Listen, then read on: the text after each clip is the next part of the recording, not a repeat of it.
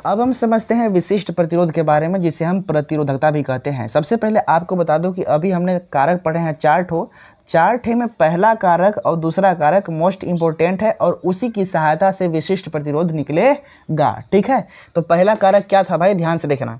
यहाँ पे लिखेंगे चूंकि। चूंकि मतलब हम जानते हैं कि, क्या जानते हैं भाई, किसी चालक का प्रतिरोध, किसी चालक का प्रतिरोध, क्या चीज, प्रतिरोध, यानी कोष्टक में लिख दो आर, जो होता है ना वो तार की लंबाई जिसे आप यल से दिखाते हैं के अनुक्रमानुपाती होता है, के अनुक्रमानुपाती होती है या होता है, अनुक्रमानुपाती होता है।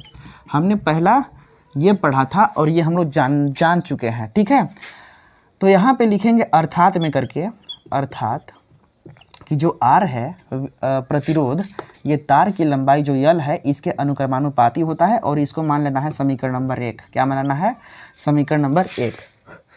तथा दूसरा चीज हमने क्या सीखा है कि किसी चालक का प्रतिरोध, किसी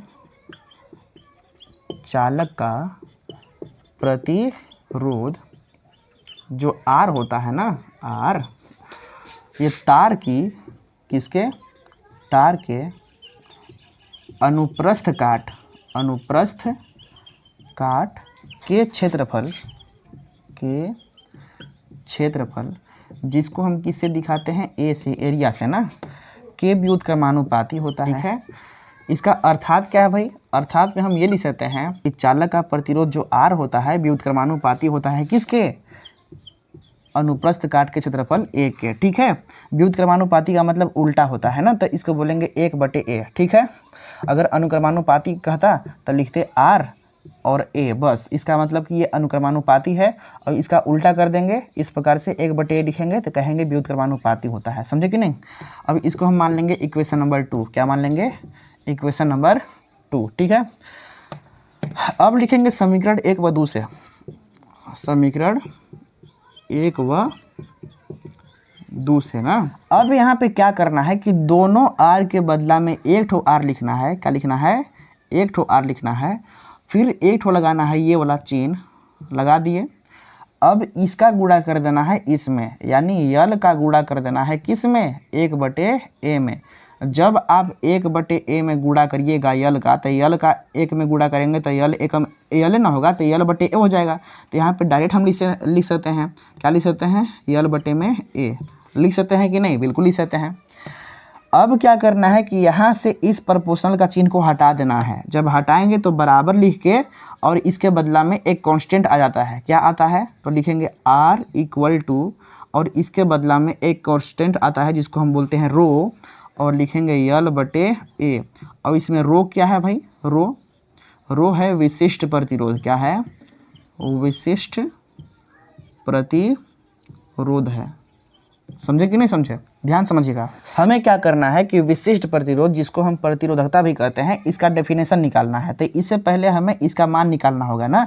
तो ध्यान से ये देखना है कि यहाँ पे ये भाग में है, क्या है, भाग में a है, इधर आएगा तो गुणा में हो जाएगा ना, यानी r के साथ गुणा कर देगा ये वाला a। ओके, लेकिन रो के साथ ये गुणा में है यल, इधर आएगा तो भाग में हो जाएगा, यानी यल इस प्रकार से इज इक्वल्स टू, यहाँ पे क्या हो गया, रो। ठीक है, तो हम लिख सकते हैं रो इक्वल टू, क्या लिख सकते हैं भाई, RA/L लिख सकते हैं।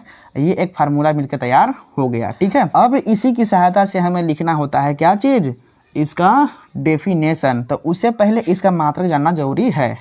इसका मात्रक जान लेते हैं, यहाँ पे लिख देते हैं ना, कहाँ लिखूँ, चलो यहाँ लिखता हूँ, विशिष्ट प्रतिरोध का मात्रक, यानी रो का मात्रक। जब भी आपको रो का मात्रक लिखना होगा तो आप आर का मात्रक लिखेंगे, ए का मात्रक लिखेंगे, फिर एल का। तो लिखेंगे आर का मात्रक, फिर गुणे ए का मात्रक, किसका, ए का मात्रक, बटे में एल का मात्रक, एल का मात्रक। ठीक है, अब क्या करना है, आर मतलब होता है प्रतिरोध, इसका मात्रक होता है ओम। क्या होता है, ओम। ठीक है, और गुणे ए का मतलब होता है क्षेत्रफल, क्षेत्रफल का मात्रक होता है मीटर स्क्वायर। क्या होता है, मीटर स्क्वायर, यानी मीटर गुणे मीटर 2 बार ना, मीटर स्क्वायर, बट यल मतलब तार की लंबाई है, लंबाई को भी मीटर में मापते हैं तो इसका मतलब मीटर हो गया। ठीक है, अब यहाँ पे 2 ठो मीटर है, नीचे 1 ठो मीटर है, तो 2 मीटर को अगर 1 ठे से काट देंगे तो 1 ठे बचेगा ना, बिल्कुल बचेगा। तो यहाँ पे लिखेंगे ओम, क्या बचा ओम, और ये वाला मीटर, क्या बचा मीटर। ठीक है, यानी कि ओम मीटर क्या बन गया, ओम मीटर मात्रक बन गया, किसका, रो का, या रो मतलब विशिष्ट प्रतिरोध का मात्रक क्या होता है, ओम मीटर होता है। क्या होता है, ओम मीटर ना। अब ध्यान से यदि देखा जाए तो हमको पता है कि यहाँ पे यल क्या है, तार की लंबाई है, तार की लंबाई है। ठीक है, और अगर ए है, ए को हम बोलेंगे अनुप्रस्थ काट का क्षेत्रफल, क्या बोलेंगे, अनुप्रस्थ काट का क्षेत्रफल।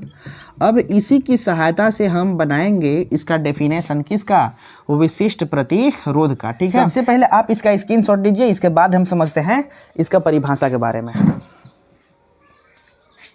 ले लिए स्क्रीनशॉट। ठीक, चूंकि हमने अभी अभी फार्मूला पढ़ा है rho equal to R A upon L, हमने यही तो पढ़ा है ना, विशिष्ट प्रतिरोध बराबर आर ए बटे एल। यहाँ पे एल क्या है भाई, तो तार की लंबाई है, तार की लंबाई है, ध्यान से समझना।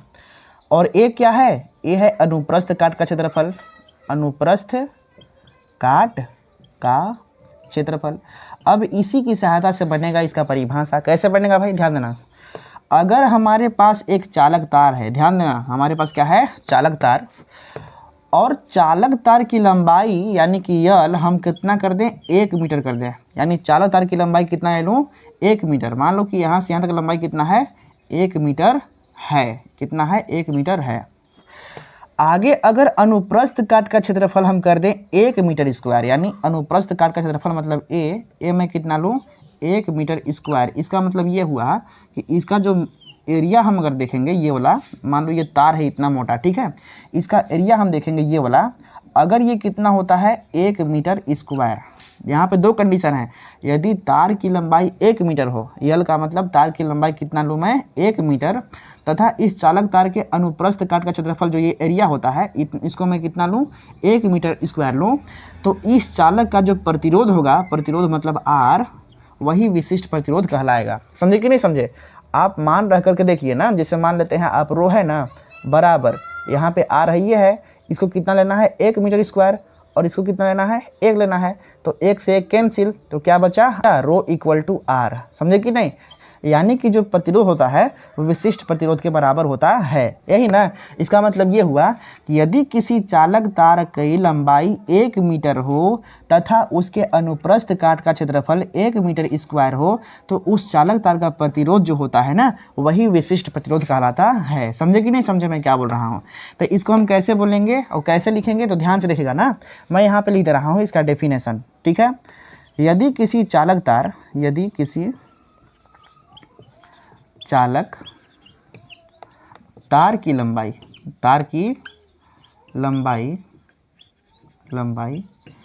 1 मीटर हो, कितना हो, 1 मीटर हो, ठीक है, तथा अनुप्रस्थ काट का क्षेत्रफल, अनुप्रस्थ काट का क्षेत्रफल कितना हो भाई, 1 मीटर स्क्वायर हो, तो उस चालक का प्रतिरोध, तो उस चालक तार का प्रतिरोध ही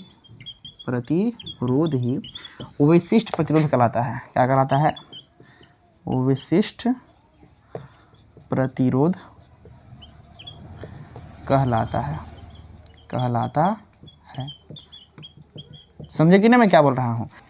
तो इसका मतलब क्या हुआ कि यदि किसी चालक तार की लंबाई कितना लूँ मैं, 1 मीटर लूँ, और उसके अनुप्रस्थ काट का क्षेत्रफल यानी तार की मोटाई कितना हो, 1 मीटर स्क्वायर हो, तो इस चालक का प्रतिरोध ही विशिष्ट प्रतिरोध कहलाता है। समझे कि नहीं? तो वही चीज़ हमने लिखा है कि यदि किसी चालक तार की लंबाई 1 मीटर हो तथा अनुप्रस्थ काट का क्षेत्रफल 1 मीटर स्क्वायर हो, तो उस चालक तार का प्रतिरोध ही विशिष्ट प्रतिरोध कहलाता है। समझे कि नहीं?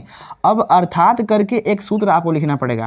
अर्थात जैसे मान लो कि आप ये है ना, आप इतना लिखने के बाद में सीधे आप सूत्र लिखना है ये वाला, यानी कि अर्थात rho equal to R A upon L आपको लिख देना है। समझे कि नहीं समझे? इस प्रकार से विशिष्ट प्रतिरोध का डेफिनेशन, मात्रक, साथ ही साथ इसका प्रूफ कैसे करेंगे ये हमने बता दिया है। ठीक है, तो मैं उम्मीद करता हूं कि आपको समझ में आया होगा आज का टॉपिक।